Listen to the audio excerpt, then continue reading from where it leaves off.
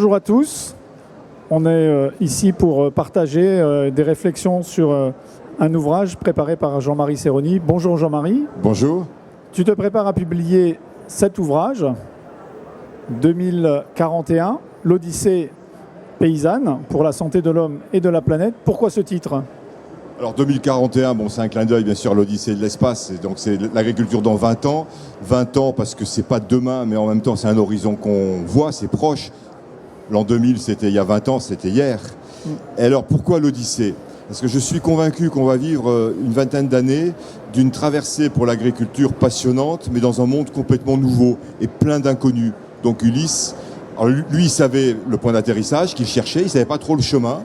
Nous, on ne sait pas trop le chemin et le point d'atterrissage, on le connaît, mais de manière un peu floue. Et Ulysse, il a traversé beaucoup d'épreuves et il les a toujours gagnées, ces épreuves, par l'innovation, par la créativité, par l'intelligence. Et donc, je trouvais cette image pour le monde agricole très porteuse. Et Ulysse, il était accompagné par les dieux positifs, les dieux négatifs. Les agriculteurs, ils ont la science, qui elle n'est que positive. Pour les accompagner. Et après, pourquoi paysanne ? On me demande souvent, mais attends, paysan, non. Mais j'ai dit si, parce que, d'abord, c'est un beau mot, mais surtout, je suis persuadé, on va échanger, que l'agriculture demain et l'alimentaire seront de plus en plus situés localement, seront de plus géographiquement implantés, donc sur les territoires, et donc pays, paysans, paysages, donc l'Odyssée paysanne. D'accord. Et alors, j'ai identifié dans ce livre, il essaie d'identifier les vents porteurs ou les vents contraires. Quels sont les vents qu'il y a dans cette... Et parmi les... Donc je regarde les demandes de la société, je demande l'évolution de la politique, et je m'intéresse, et c'est pour ça que je suis vraiment content qu'on échange, beaucoup aussi aux perspectives offertes par la science. Quels vont être les apports de la recherche, et donc demain des connaissances établies de la science. Et j'ai identifié, me semble-t-il, un certain nombre de domaines qui vont apporter beaucoup.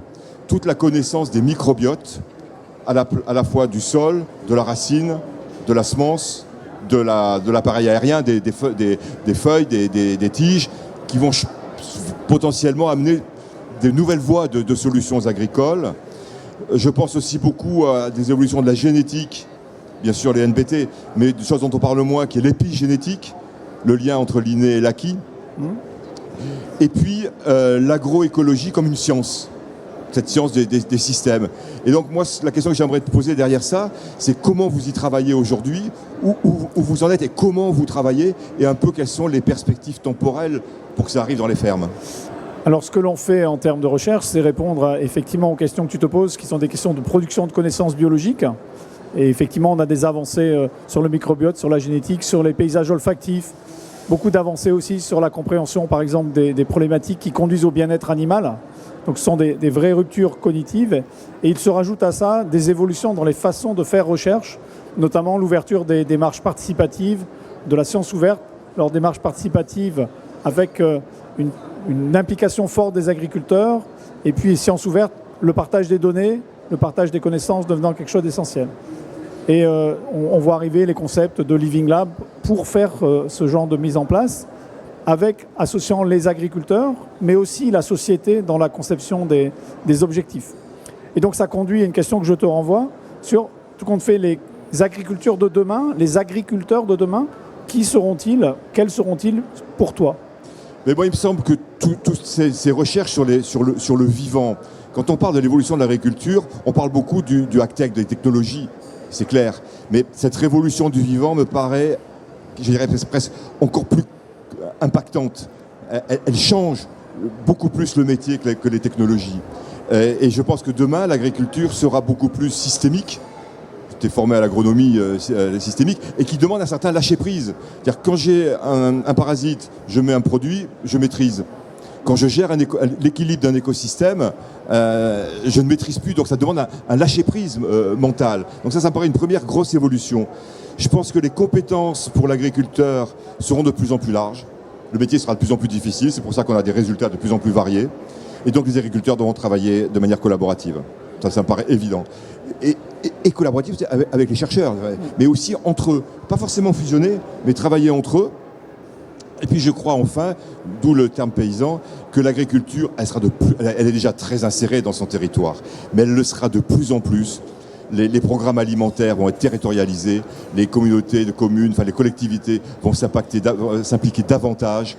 La question de l'eau, toute la question de la gestion des ressources, la question de l'écologie, je pense, sera beaucoup plus locale. Aujourd'hui, on traite un blé de la même manière dans le Lauragais, chez moi dans la plaine de Caen, ou là où j'étais avant en Picardie. Plus on est naturel, plus on dépend du milieu, plus les solutions sont locales. Moi, ça me paraît vraiment une grande évolution. Et justement, quand on parle d'évolution sur le vivant, de connaissance du vivant, souvent on bloque sur l'acceptation par nos concitoyens, souvent par manque de compréhension, quelque part, des phénomènes. Et comment vois-tu cette évolution des connaissances, cette évolution des connaissances, mais surtout, comment elles vont être acceptées par la société? On vit tout de suite un phénomène assez extraordinaire, le revirement sur le nucléaire. Il n'y a aucune contestation aujourd'hui, visible. Cette question de l'acceptabilité d'une science, d'une innovation par la société, on peut l'expliquer par deux mécanismes en fait. Le premier, c'est quel est le besoin. Et ce que tu viens de dire traduit un peu ça. C'est dire de quoi on a besoin, mais si on étend un peu la question, c'est comment et à quel endroit on se construit un objectif partagé. C'est quoi le futur désirable que l'on a construit ensemble? D'où l'importance d'avoir dans nos démocraties ces lieux de partage. Et ça rejoint ce qu'on disait tout à l'heure, comment les agriculteurs et la recherche travaillent ensemble. Et la question de la gouvernance. Donc c'est la gouvernance et c'est la destination. Et puis c'est clairement le partage des avantages.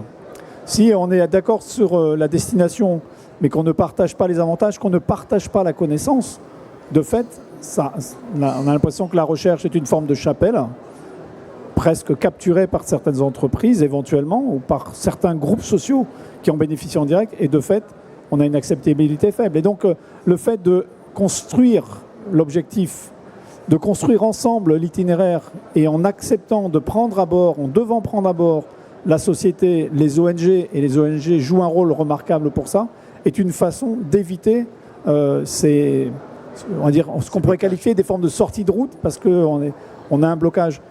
Et en fait, ça me conduit à t'interroger sur un point qu'on retrouve d'abord dans le titre, qui est ces questions de temporalité. Donc, quel est le temps du changement? Et dans ce temps du changement-là, il me semble qu'il y a un élément sur lequel on est tous interrogés, et sur lequel on ne sait pas comment faire, c'est comment le changement climatique va venir impacter ces trajectoires. Changement climatique dont on sait qu'il va nous toucher, dont on sait qu'il ne va pas toucher toutes les régions du globe de la même façon. Comment tu imagines les temporalités et, si on a un peu de temps, la question du changement climatique? Alors, les temporalités sur le changement climatique, moi je ne suis pas du tout un spécialiste, et je me dis, si ce que l'on entend, je dirais de manière un peu mainstream, qu'il y a une urgence absolue, priorité absolue. Si on fait l'hypothèse que c'est vrai, moi je ne me prononce pas, c'est pas mon domaine, hein, mais si on dit qu'on a 10 ou 15 ans, il faut y aller. Et je pense que c'est vrai. Voilà, il faut y aller pour nos enfants, mais aussi pour nous. J'espère que dans 15 ans, on aura encore le plaisir d'échanger tous les deux. Donc, il faut y aller. Alors, il y a ce dont je parle dans mon livre, là, c'est ce que j'appelle le pari fou de la Commission européenne. Mais c'est l'accord de Paris. Hein, donc, neutraliser le carbone en 2050, ça n'a rien de nouveau. C'est l'accord de Paris. Donc je suis un peu effaré quand on dit, quand c'est remis en cause. Hein. Ouais. C'est l'accord de Paris et c'est la stratégie pour le mettre en route. Et donc il faut aller vite. Et c'est vraiment le pari, c'est est-ce que nos habitudes à nous, toi, moi, nos collègues, de citoyens, de consommation végétale, animale, végétale, à quelle vitesse ça va aller? La production, l'évolution des systèmes agricoles, à quelle vitesse ça va aller? La science, les apports de la recherche pour faire des connaissances stabilisées, notamment sur les écosystèmes, sur les pratiques agricoles plus douces, l'agroécologie globalement, les régulations par le vivant, à quelle vitesse ça va aller, la politique publique, à quelle vitesse elle va aller, ce qui me paraît indispensable, la protection aux frontières, la protection qualitative, les clauses miroirs, à quelle vitesse ça va aller. Et si tout ça part en ordre dispersé, on va vivre un brouillard, c'est même plus qu'un brouillard, on va vivre des catastrophes. Donc tout l'enjeu, c'est ce que j'appelle le pari fou de la concordance des temps, c'est d'y arriver en même temps. Je suis fondamentalement optimiste et je pense que l'homme quand même va y aller. Et pour ça, il y a énormément besoin d'innovation. Les agriculteurs ont besoin d'innovation, pas uniquement d'innovation technique, mais aussi d'innovation biologique. Et donc, ils ont beaucoup besoin de la science. Merci Jean-Marie. J'espère que l'échange a été intéressant pour toi. Je n'ai pas de doute qu'il intéressera les auditeurs et en tout cas, il m'a passionné. Merci à toi et j'attends avec impatience de lire cet ouvrage. Et c'est réciproque. Merci Christian. À bientôt.